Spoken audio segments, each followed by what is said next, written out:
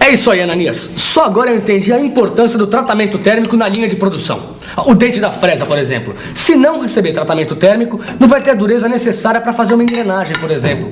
A mesma coisa acontece com o torno. Se a ferramenta do torno não tiver a dureza necessária, você jamais vai conseguir tornear essa beleza de eixo aí. Caio, o tratamento térmico é realmente uma mão na roda na linha de produção. Agora você não percebeu o outro lado da moeda. Porque o aço que eu usei para fazer esse eixo aqui, ele também recebeu um tratamento térmico, só que para amolecer o aço. Peraí, você está querendo dizer que o tratamento térmico também serve para baixar a dureza do aço? É isso aí, Caio. O tratamento térmico, ele tanto serve para endurecer quanto para amolecer o aço, dependendo da necessidade. Tá vendo só? A ferramenta do torno e a matéria-prima a ser torneada. Duas situações extremas e opostas da alteração das propriedades do aço. É importante saber que as diferenças entre os constituintes do aço também podem alterar a sua dureza. Por isso, é preciso conhecer muito bem os constituintes do aço antes de fazer o tratamento térmico. Você já viu, né? Esse é o tema da nossa teleaula de hoje. Nessa teleaula, a gente vai aprender quais são os constituintes dos aços comuns ao carbono em temperatura ambiente. E vai ficar sabendo que o aço muda a sua estrutura quando é submetido a um tratamento térmico. Quem diria, hein? Tratamento térmico para amolecer o aço e tratamento térmico para endurecer o aço. E para entender isso direitinho, a gente precisa saber quem é quem lá dentro do aço. Vamos nessa? Nossa teleaula está começando.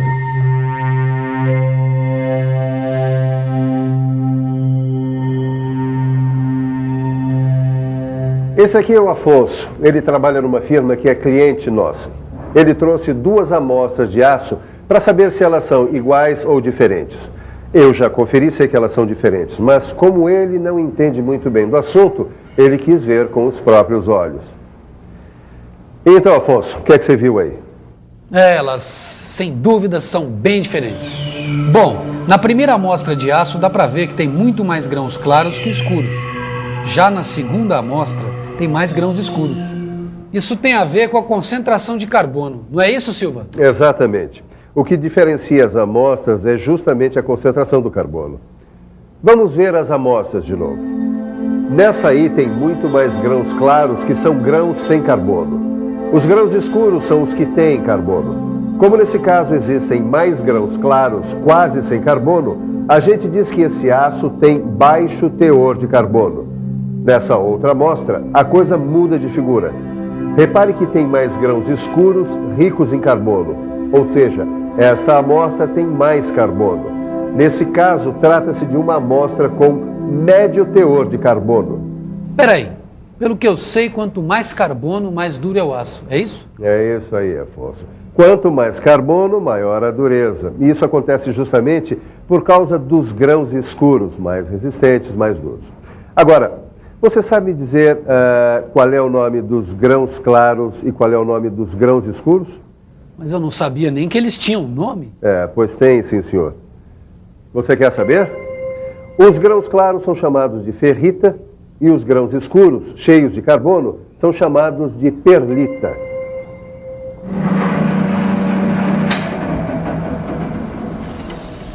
Agora eu entendi, Ananias. Grãos claros, ferrita, pouco carbono. Grãos escuros, perlita, muito carbono. Tá tudo guardado aqui, ó. Então vamos ver se você entendeu o espírito da coisa. Me diga aí, qual é o aço que tem mais perlita? O deste eixo que eu estou torneando agora que está meio difícil, ou desse aqui já torneado que foi mais fácil? Sim, agora você me pegou. Vamos pensar um pouco? Vamos pensar um pouco. Deixa eu ver. Qual tem mais perlita? O eixo difícil de usinar ou o eixo usinado com mais facilidade? Em outras palavras, quem tem mais carbono ou ainda... é isso! Quem é mais duro? Porque quanto mais carbono, maior a dureza. Ficou fácil. É lógico que é mais difícil desbastar o primeiro. Então esse eixo tem mais carbono, ou seja, tem mais perlita. Muito bem, Caio. Vamos adiante. Você sabe por que a ferrita, os grãos brancos, têm menos carbono?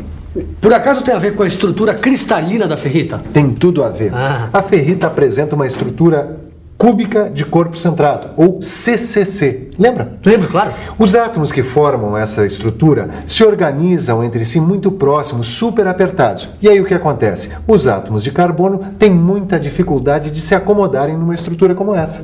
Pouco carbono, pouca dureza, tá aí a ferrita. Para você ter uma ideia, a ferrita consegue acomodar no máximo 0,025% de átomos de carbono, ou seja, muito pouco. Tá, e a perlita? A perlita também tem ferrita na sua estrutura. Como é que é? Sabia que você ia se surpreender. E você também? Se surpreendeu? Para entender isso certinho, é só olhar a perlita no microscópio potente. O que é que você vê? Fique por dentro.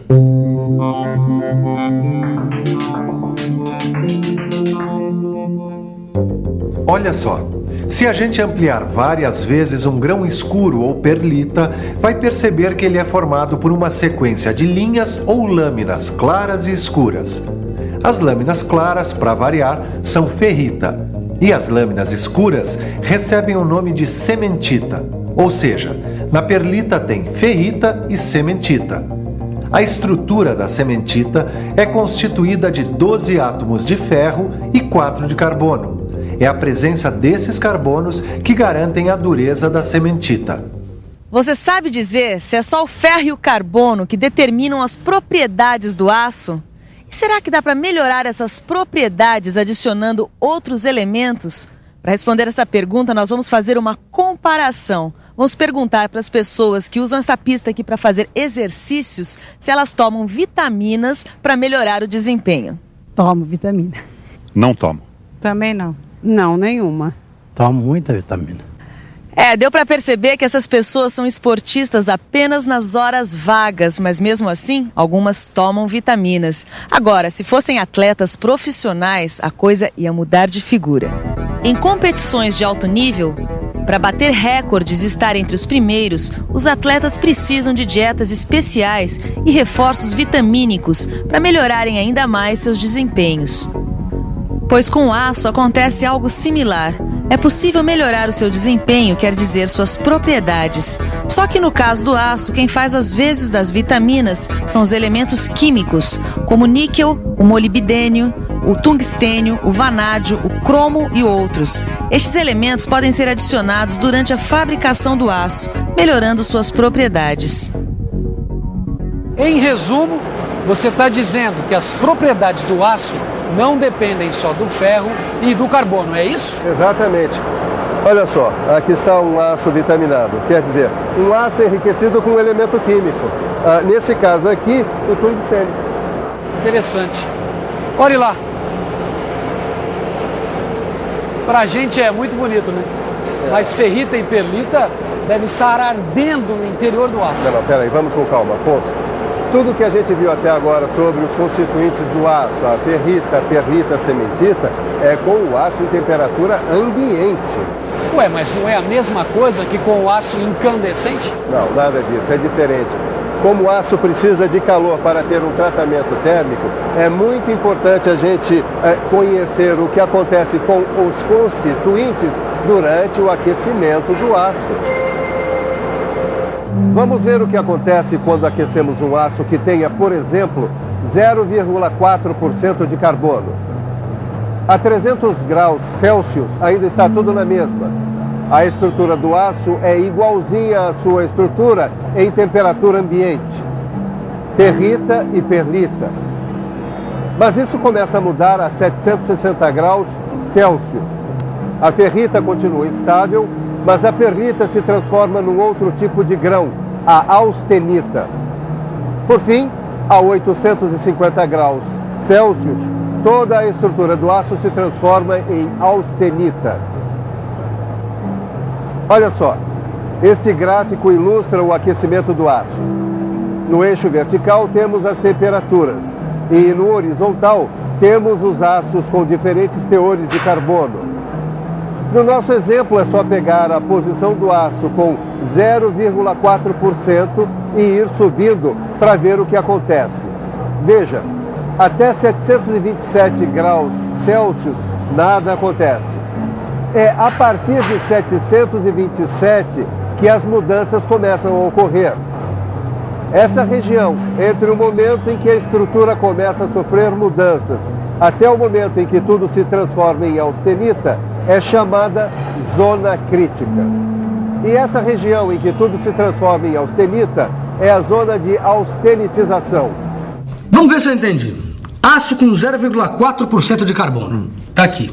A temperatura começa a subir. Até 727 graus, tudo bem. A perlita e a ferrita continuam aqui. A partir daqui, a gente começa a entrar na zona crítica. Ou seja, a ferrita e a perlita começam a se transformar em austenita. E a partir daqui, a gente entra na zona de austenitização, onde só dá austenita, é isso? Tá perfeito, cara. Agora repare que esses dois segmentos de reta indicam o momento exato em que cada aço passa da zona crítica para a zona de austenitização. Agora, olha só que interessante. O aço com 0,8% não tem zona crítica. Ele passa direto para a zona de austenitização. Agora, em termos de estrutura cristalina, CCC, CFC, HC, lembra? Claro. O que está acontecendo na zona crítica? Você sabe? E você? A zona crítica é o momento em que as células unitárias de CCC se transformam em CFC. Resumindo, a austenita tem uma estrutura cúbica de face centrada, apresentando menor resistência e boa tenacidade. E mais, ela não é magnética. Peraí, mas tratamento térmico é aquecimento. E resfriamento? O que acontece durante o resfriamento? Boa pergunta. É hora de ver o resfriamento do aço. E é muito simples, é só fazer o caminho inverso. Então deixa comigo. Vamos resfriar um aço com teor de 0,4% de carbono, que está a 850 graus. Ou seja, a estrutura é austenita pura. Quando a temperatura chegar a mais ou menos 760 graus, parte da austenita desaparece, dando lugar à ferrita. Tá certo? Certíssimo. Isso quer dizer que a estrutura do aço, nesse momento, apresenta só ferrita e austenita. Mas a 700 graus, a austenita já desapareceu. Aqui só dá ferrita e perlita. Ferrita e perlita, beleza. Resfriando o aço, voltamos a ter a sua estrutura original em temperatura ambiente, beleza? Opa, mas aqui tem um detalhe importante. Mas que detalhe? É o seguinte, esse resfriamento que a gente acompanhou pelo gráfico é como se o aço fosse retirado do forno e fosse resfriando lentamente em temperatura ambiente. Ué, mas pode ser diferente? Ora, mas claro que pode. Olha só, veja o que aqueles dois operários estão fazendo. Olha, você pode, por exemplo, tirar o objeto do forno e mergulhá-lo diretamente na salmoura. Entendeu? O aço resfriado dessa maneira, bruscamente, cria um novo tipo de grão mais duro, a martensita. Martensita? Calma. E você aí em casa, calma também. Nas próximas teleaulas nós vamos ver isso em detalhe. Agora é a hora da revisão. Excelente ideia. E atenção, se liga aí que é hora da revisão. Na teleaula de hoje, você viu que o tratamento térmico serve tanto para endurecer como para amolecer o aço, e que por isso mesmo é muito importante conhecer os seus constituintes. Viu que o aço é constituído por grãos claros, chamados de ferrita, e de grãos escuros, chamados de perlita. E aprendeu que, por sua vez, a perlita é constituída de ferrita e cementita. Ficou sabendo ainda que a estrutura do aço muda durante o tratamento térmico, que a determinadas temperaturas, a ferrita e a perlita começam a se transformar em austenita. E finalmente aprendeu que quando resfriado bruscamente, o aço apresenta um tipo de grão mais duro, a martensita.